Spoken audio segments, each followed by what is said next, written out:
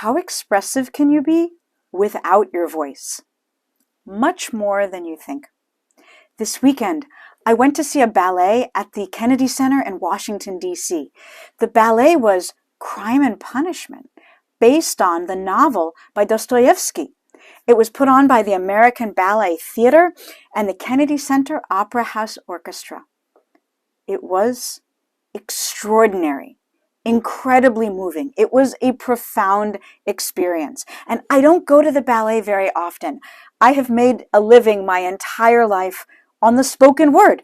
So usually anywhere I go, I'm tuned into the spoken word.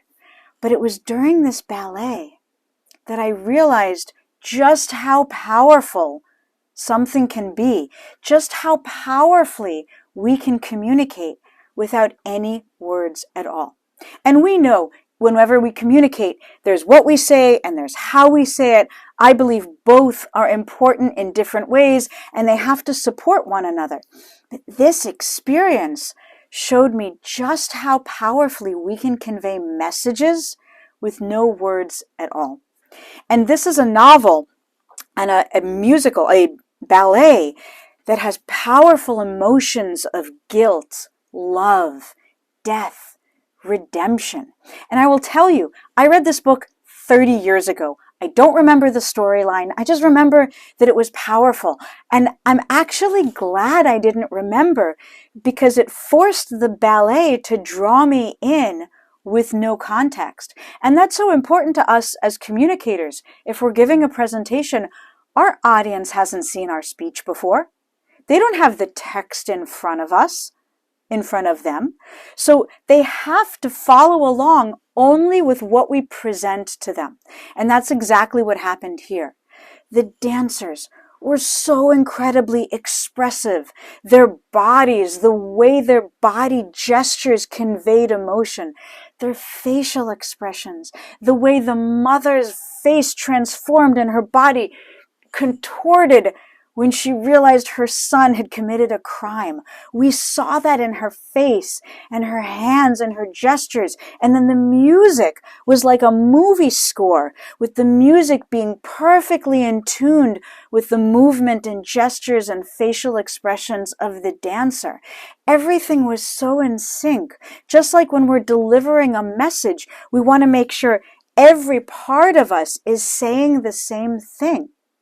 And I'm someone who does not like to sit still. 2 hours in a dark theater is really hard for me, which is why I listen to podcasts or music while folding laundry or going for a run. It's not easy to sit still, but still, I was enthralled for 2 full hours. That's how powerful it was. So why am I telling you this? What does this mean? Think about this example. Anytime you're preparing to deliver a message where you're communicating not just with your voice, but with every other part of you, your face, your hands, your emotion. What are the actions you're taking in support of your words?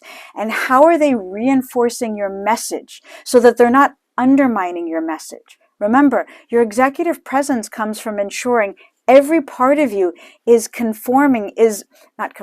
every part of you is communicating the same message.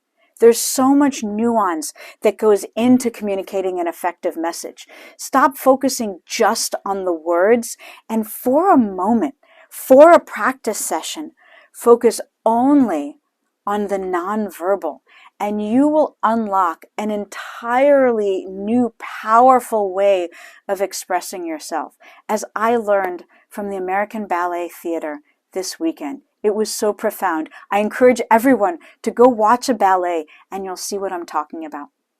I hope this was helpful for you. If it was, subscribe to my YouTube channel, connect with me on LinkedIn, and reach out through my website. I would love to help you on your speaking journey.